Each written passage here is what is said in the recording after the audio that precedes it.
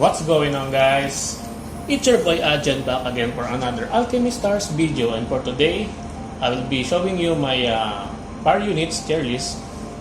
And first of all, I would like to thank everyone who supported my channel and my videos, and because my water unit tier list was very well received, so I was inspired to do this power unit tier list. Although it takes some time to do this one because I need to play to the units to know what are they capable of, and not just some theory crafting. But some units are based on theory craft because I haven't owned them, but most of them I played out them. And so let's begin with the video. So first of all, let's start with the 3-star ones. I will not talk about them much longer because they're only 3 stars and some of them don't have anything to do. Tiny ones, C tier. Next up is, who is it? Sort and Beck. Your typical DPS, Sort and Beck, C tier. Next up, which is the Chainsaw Rig. He is a pusher or a knockback units. He knocks back the unit, so but he is a 3-star, so he is C tier. Who else? 3-star unit. I will skip Peppy first because you might get shocked to where I will put her. Peppy is really great, by the way, if you don't know. Next up is Joanny and Boom. I will put her in the A tier because she is a converter with a wide range, although the resets of the tiles is random, and she resets all the tiles including the red tiles, which is pretty bad because the red tiles might get reset into another color, which is not a plus. That is why she is at A tier. And converters are really highly valuable in this game because they are really good. Next up to Joanny Bomb is Brock. I will put Brock in the A tier because of his niche.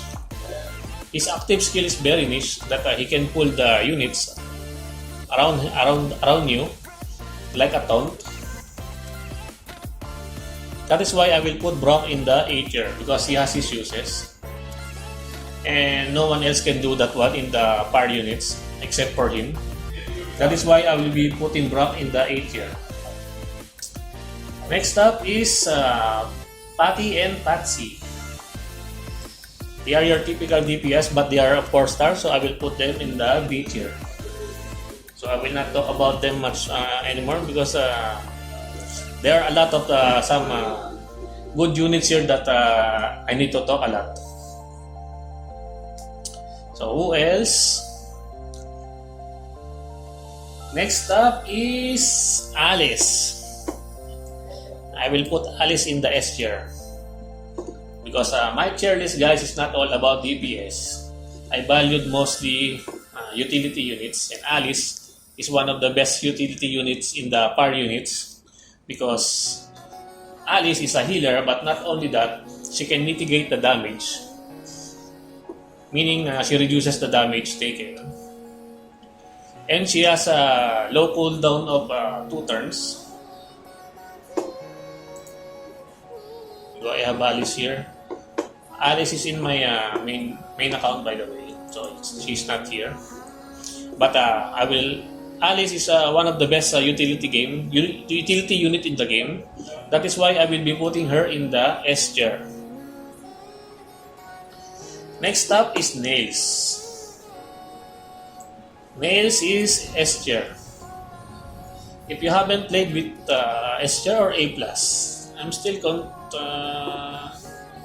but Nails can out DPS most of the DPS units in the power units because his active skill scales from the how much HP that you lost. And not only that, Nails has a bleeding debuff which ignores the defense of the enemies, and it can work perfectly well with the S rarity unit Victoria. Vivian. Not Victoria, Vivian. So I will be putting nails in S tier, but playing with nails, it's really hard to restart the stages because mostly you will be below 50% HP, which is one of the requirements in restarting the stages. But it's really fun to use because you will see big, huge numbers from a 4-star unit. Next up, don't have any more 4-star. Okay, I will now talk about Peppy. Peppy is S tier. Why? Because Peppy has a 0 cooldown. We know her skill. She can teleport to one surrounding cluster around her. As you can see, the cooldown is 0. This is pretty much broken because you can use this one every turn, and you don't need to wait. And also, if you unlock Peppy's equipment, you will see here that equipments will grant Peppy a Peppy mark. So this one is at the start of each round, you will gain 1 stack of Peppy mark. But it is only up to 2 stacks. But these stacks, this Peppy mark, will make her active skill becomes much wider than the original range of the active skill. So she can teleport a little bit farther when you unlock the equipment skill for Peppy. That is why Peppy is really good. She's pretty much broken. That is what is holding her back to being an SS tier, is that she is a 3-star unit. If only Peppy can go up to A3, then she might move into SS. But I highly value Peppy. In my main account, I use Peppy around in the Spire Dungeon for Power. She's really very much useful there. And also, not only that, in the other contents also, she will be very useful. Next up, we have the Chandra. Chandra is B tier. She's just your typical DPS, but a 4-star unit. So I will be putting her in the B tier. Now let's talk about 5 stars. So let's go first with Regina. Regina is A+. I am hesitant to put Regina into S+ because to S tier because there are a lot of great DPS in the S tier, and Regina is a 5-star unit, and also a good DPS on top of that. And on top of that, being a good DPS, Regina has a knockback. She can knock back the enemy, and also if you activated the Regina's equipment, it is additional pure damage.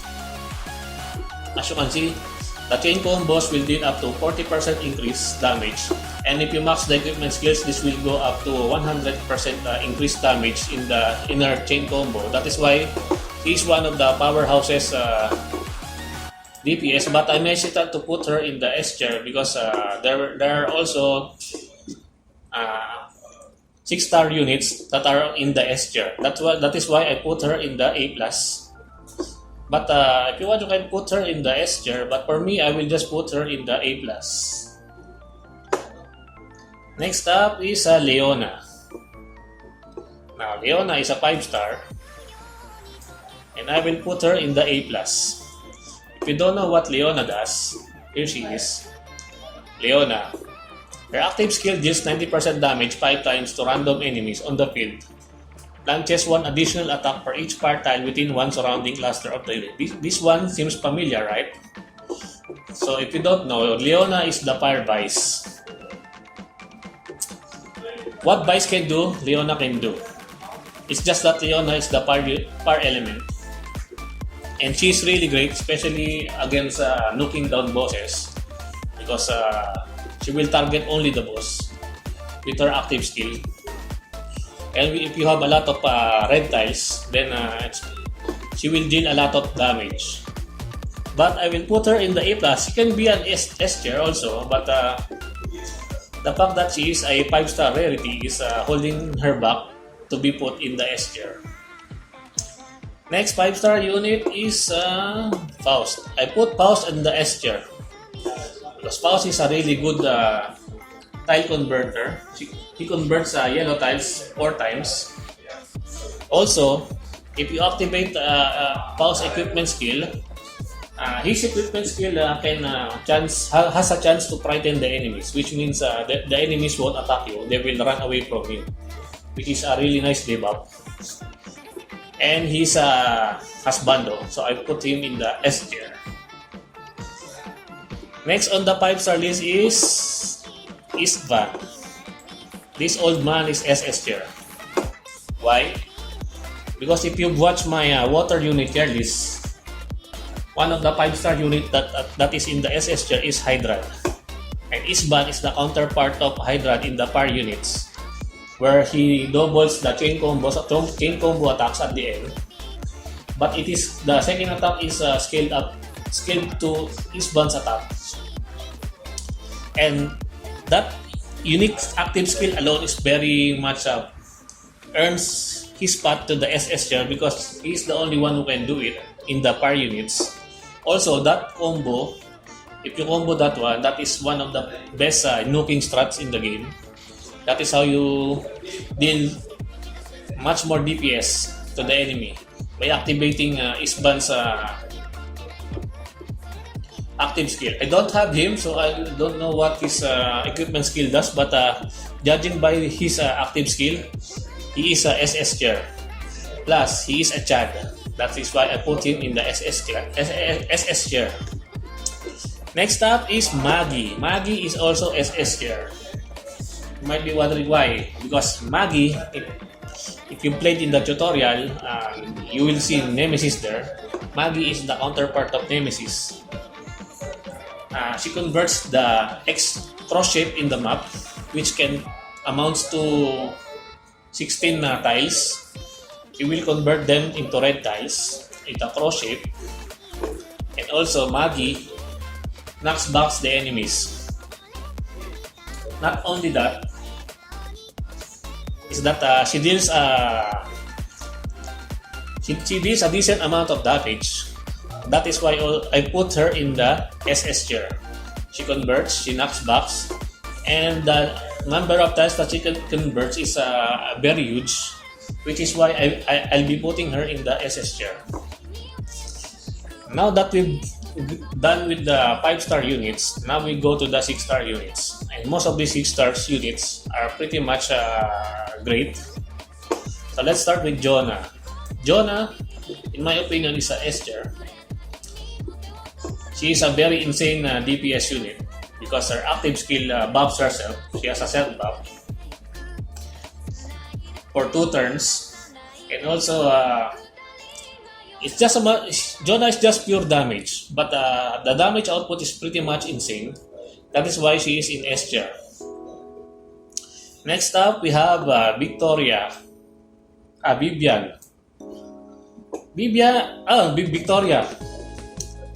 Sorry, I was confused. So Victoria is the pseudo healer for the fire units, but although she's not a healer,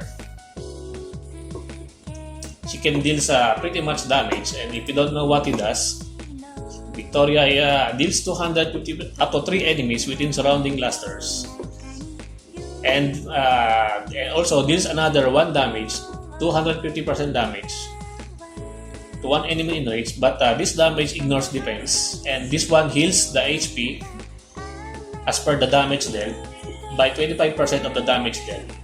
So this makes her a pseudo healer, which is pretty nice. And also, her chain combo inflicts bleeding to the enemy. And what makes her a pseudo healer also is because depends on the number of bleeding in the enemy. Victoria will generate the max HP by 2% per stack of bleeding whenever she activates her chain combo attack. That is why she is in S tier. Next up is IC. IC just got her buff, recently buff. I will put her in the SS tier because she converts 2 color tiles to rents. And every 3 rounds, she becomes a pseudo healer with her equipment unlocked. That is why I put her in the SS tier. She's really great. Now that she's buffed, she's really great. That is why I put her in the SS tier. She converts and then she can become a pseudo healer.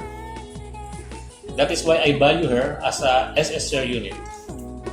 Next up is Uriel. Uriel is also SS tier.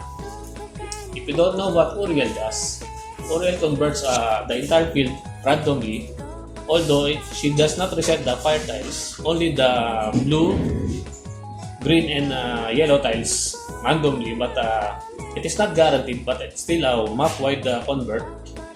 It is pretty pog. And also, she can burn debuffs. And after you get burn debuffs to the enemy, your team will get a buff depending on the number of burn debuff to the enemies. That is why she is broken also. She is at the SS tier. And lastly, you have the Giga Chadron. Not only does he has the best active skill in the game, which he summons at track. Here is the Giga Chadron. Her active skill can reset tiles, meaning he can convert. And also he can knock back. And also he has an insane amount of DPS. And also if you will see his equipment skill, it also adds a depth ignoring damage equals to 4% of attack to normal attack. So if he is your captain, he will be attacking normally most of the time. So he has a depth ignoring damage. That is why he is at the top of my list. He will be here. S rank. From left to right is the strongest. I will put this one here like this. So there you go. This is my rankings for the power units in the game. So just to remind you guys, tier lists are very much subjective. It varies from person to person. It's also the playstyle that you play. So take it with a grain of salt. And most of this one is based only purely on my opinion and my opinion alone. And so don't get discouraged if you see your hero not in the SS tier or the S tier, because this is my only list for the power units. And that's it for today, guys. Hope you enjoyed this video. Please leave a like and subscribe. I would really appreciate it if you could help me grow my channel more. Until next time, peace!